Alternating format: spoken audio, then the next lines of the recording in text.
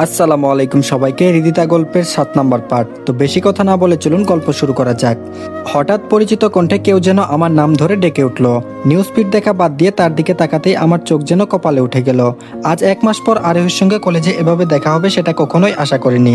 নিশ্চয়ই এই কলেজেই পড়ে। ধুর, ও পড়লেই কি না পড়লেই কি, ওর সঙ্গে কথা না বলাই ভালো।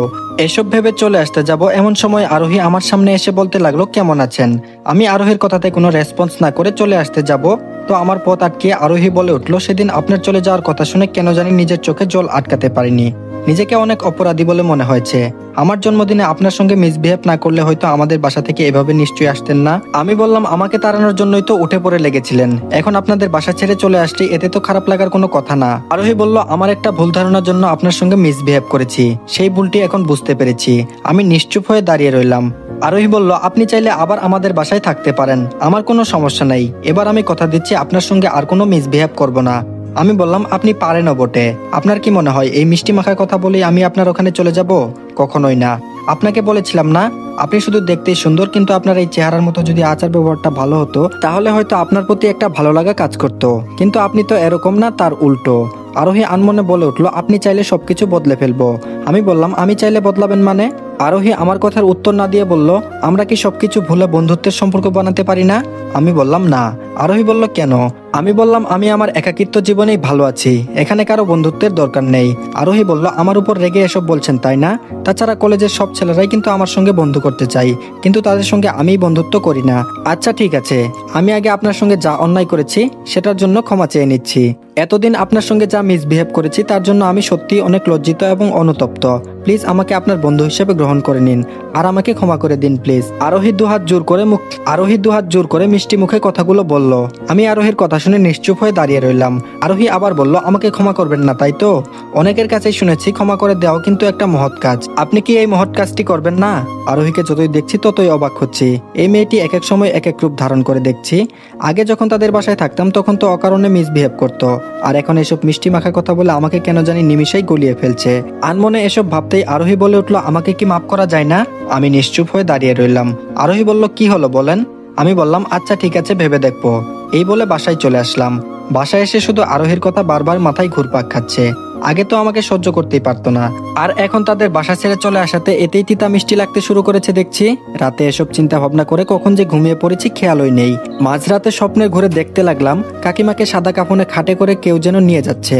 আমি পিছন দিক থেকে তাদেরকে দেখে কান্নায় ভেঙে পড়ে বারণ করে বলছি, আমার কাকিমাকে তোমরা কোথায় নিয়ে যাচ্ছ? আমি থাকতে কাকিমাকে কোথাও নিয়ে যেতে দিব না। কেউ আমার কথা কানেই নিচ্ছে না। তারপর কোনো উপায় না পেয়ে জোরে কাকিমা বলে চিৎকার মারতেই ঘুম ভেঙে গেল। আমার রুমমেট জয় পাশে এসে বলতে লাগলো, ভাই আপনি ঘুমের মাঝে কাকিমা বলে হঠাৎ চিৎকার দিলেন, নিশ্চয়ই কোনো দুঃস্বপ্ন দেখেছেন। আমি বললাম, ভাই পানি হবে একটু? বলা মাত্রই সামনে এক গ্লাস পানি নিয়ে এলো। তারপর পানিটুকু খেয়ে জয়কে বললাম, হ্যাঁ ভাই, অনেক বড় একটা দুঃস্বপ্ন দেখেছি। আসলে এই পৃথিবীতে আমার আপনজন বলতে আমার কাকা কাকিমা, তারাই আমাকে আদর যত্নে বড় করেছেন। আজ প্রায় 1 বছর হয়ে গেল তাদের সঙ্গে আমার কোনো যোগাযোগ নেই। জয় বলল, তাদেরকে ছেড়ে ঢাকা শহরে পড়ে আছেন কেন? আমি বললাম, সে এক লম্বা কাহিনী। জয় বলল, বলেন না ভাই, কি কাহিনী? আমি বললাম, এখন না ভাই, আরেকদিন সময় নিয়ে বলবো নে। তারপর জয় বলল, আচ্ছা ঠিক আছে ভাই, আমি অবশ্যই আপনার গল্পটা শুনবো। এখন আপনার ঘুমের প্রয়োজন, ঘুমিয়ে পড়েন। আমি বললাম, বাকি রাতটুকু ঘুমাতে আর পারলাম না। ফজরের আজান শুনে বিছানা থেকে উঠে অজু করে মসজিদে নামাজ পড়তে গেলাম। কতদিন আগে যে নামাজ পড়তে গিয়েছিলাম তার ঠিক এখনো মনে নেই। নামাজ শেষ করে আল্লাহর কাছে মোনাজাতে বললাম, হে আল্লাহ, তুমি আমার কাকা আর কাকিমাকে ভালো রেখো। তারা হয়তো আমার রক্তের কেউ না, তারপরেও তারা আমার আপনজন। তারা যে অবস্থায় থাকুক না কেন ভালো থাকে যেন। এইটুকু বলে সংক্ষিপ্ত মোনাজাত পরে মসজিদের বাইরে চলে আসলাম। ইতিমধ্যে বাইরের সূর্যের আলোয় রক্তিম হয়ে উঠেছে। বাসায় এসে কেন জানি মনে হলো কাকিমার সঙ্গে কথা বলা দরকার। পুরাতন সিমটা ওপেন করে ফেললাম। এর আগেও অনেকবারই ওপেন করেছি, কিন্তু তাদের কোনো ফোন দেওয়ার ইচ্ছা হয়নি। কিন্তু আজ দিতে হচ্ছে, তো তানিশার কাছে ফোন দিলাম। 2-1 বার রিং হওয়ার পর তানিশা ফোনটা রিসিভ করেই বলল, হ্যালো, কে বলছেন? আমি বললাম, কাকিমার কাছে ফোনটা দেন। আমার কণ্ঠ শুনেই তানিশা বলল, ভাই তুই কেমন আছিস? কতদিন ধরে তোর নাম্বারে কল দিয়েছি তার কোনো হিসাব নেই, কিন্তু প্রতিবারই ফোন বন্ধ দেখাই। ফোনটা কেন বন্ধ করে রেখেছিস বলতো? তানিশা একসঙ্গে অনেকগুলো কথা বলে উঠল। তারপর তানিশার কথার উত্তরে বললাম, আপনার সঙ্গে কথা বলার কোনো ইচ্ছা আমার নেই। এখন যদি কাকিমার কাছে ফোনটা না দেন তো কথা না বাড়িয়ে লাভ নেই, ফোনটা রাখছি। কিছুটা রেগেই কথাগুলো বললাম। তারপর তানিশা বলল, মাকে ফোন দিচ্ছি, তবুও ফোন রাখিস না।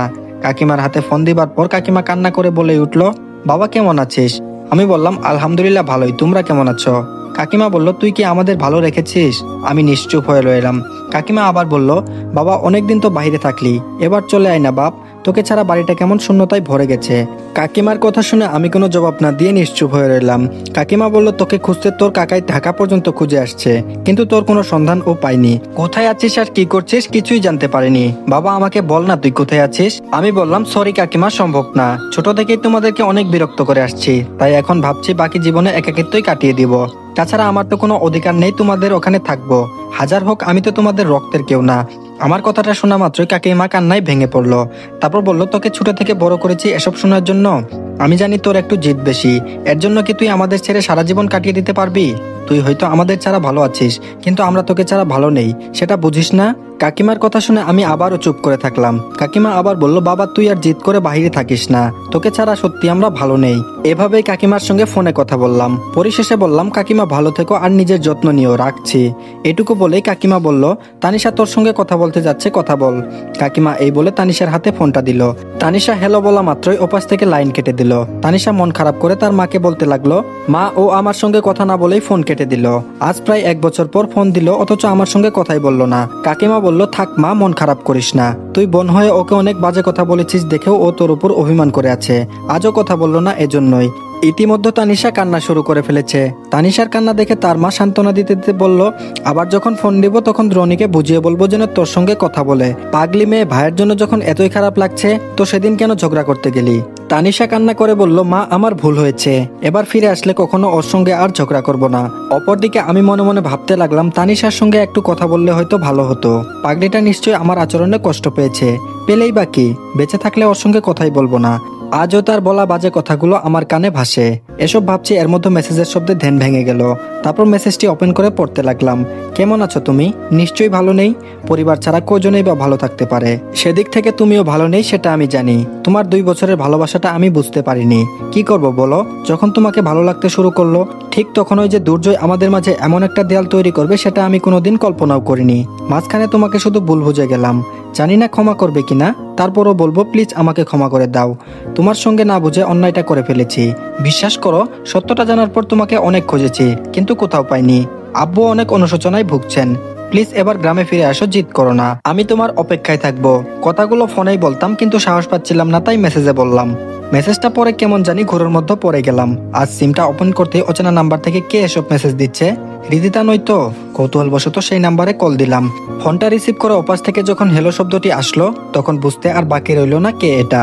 তারপর কথা না বলে দ্রুত লাইন কেটে দিলাম, আর ওপাশ থেকে অবিরাম কল আসতেই লাগলো। এক পর্যায়ে সিমটাই অফ করে রেখে দিলাম। এখন হয়তো হৃদিতার সামনে সত্যটা প্রকাশ হয়েছে, এর জন্য আমাকে খুঁজছে তার ভুলের ক্ষমা চাওয়ার জন্য। কিন্তু আমি তো তাকে ক্ষমা করব না। গ্রামবাসীর সামনে আমাকে অনেক অপমান অপদস্থ করেছে, আর সেটা এত তাড়াতাড়ি কিভাবে বলি? একটা সময় হৃদিতাকে অনেক ভালোবাসতাম, ওকে নিয়ে স্বপ্নও ছিল, কিন্তু বর্তমানে হৃদিতার প্রতি একটু অনুভূতি জেগে নেই। সবগুলোকে মেরে ফেলেছি। যে কিনা অল্পতেই ভুল বুঝে, সত্য মিথ্যা বাছাই না করেই ভুল বুঝে। তারা শতবার ক্ষমা চাইলেও আমার কাছ থেকে কখনো সেটা পাবে না। সত্যটা জানার পর হয়তো হৃদিতা আমাকে পাগলের মতো খুঁজছে। আফসোস আমাকে পায়নি। আজ সত্যি তাদের কর্মকাণ্ড দেখে অনেক খারাপ লাগছে। যাই হোক, হৃদিতা আমাকে যত যাই করুক না কেন তাকে কখনো ক্ষমা করব না। আর ভালোবাসার কথা জানতে চাচ্ছেন তো, সেটা সেদিনই শেষ। এখন নতুন করে হৃদিতার প্রতি কোনো অনুভূতি জন্ম নেয়নি, আর নিবেও না। এইভাবে দিনকাল কাটতে লাগলো। কিন্তু কদিন ধরে লক্ষ্য করছি আরোহী আমার সঙ্গে বন্ধুত্বের সম্পর্ক গর্বে দেখে উঠে পড়ে লেগেছে। যতই তাকে এড়িয়ে চলি ততই পিছু লেগে থাকে। সেদিনের ঘটনা, ক্লাস শেষ করে জুবাইরের সঙ্গে কলেজের মাঠে আড্ডা দিতেছিলাম। আরোহী হুট করে সামনে এসে বলল, এই আপনার সমস্যা কি? যখনই আমাকে দেখেন তখনই এড়িয়ে চলে যান কেন? আরোহীর কথার উত্তর না দিয়ে জুবাইরকে বললাম, চললাম রে বন্ধু, এখানে আর ভালো লাগছে না। এই বলে সেখান থেকে চলে আসতে যাব, তার আগেই আরোহী আমার পথ আটকিয়ে বলল, খুব ভাব হয়েছে আপনার, তাই না? আমি কিছুটা রেগে বললাম, সামনে থেকে সরো। আরোহী বলল, এমন করছেন কেন? বন্ধুত্বের সম্পর্ক তো করতে বলেছি, এতে কি সমস্যা? আমি বললাম, সবার সঙ্গে বন্ধুত্ব করলে যে আপনার সঙ্গে বন্ধুত্ব করতে হবে এমন তো কোনো কথা নেই। তাছাড়া আপনি আমার পিছনে এত উঠে পড়ে লেগেছেন কেন? আমি কি কোনো সেলিব্রিটি পার্সন যে আমার সঙ্গে বন্ধুত্ব করতেই হবে? আরোহী বলল, আপনি তাহলে আমার সঙ্গে বন্ধুত্ব করবেন না? আমি বললাম, না। আরোহী বলল, আপনি যদি রাজি না হন তাহলে কিন্তু লোকজনের হাতে গণপিটুনি খাওয়াবো। আমি কিছুটা হেসে বললাম, কিভাবে? আরোহী চিৎকার মেরে বলতে লাগলো, দাঁড়ান দেখাচ্ছি। আরোহী বলল, কে কোথায় আছো? আমাকে এই বখাটে ছেলের হাত থেকে বাঁচাও। এই রে সেরেছে। আরোহী যেভাবে লোকজন ডাকতে লেগেছে আমার তো হাড্ডি গুড্ডি মার খাইয়ে এক করে ফেলবে। না, একটা ব্যবস্থা করতেই হবে। আরোহী বলল, কে কোথায় আছো, আমাকে এই বখাটের হাত থেকে রক্ষা করো।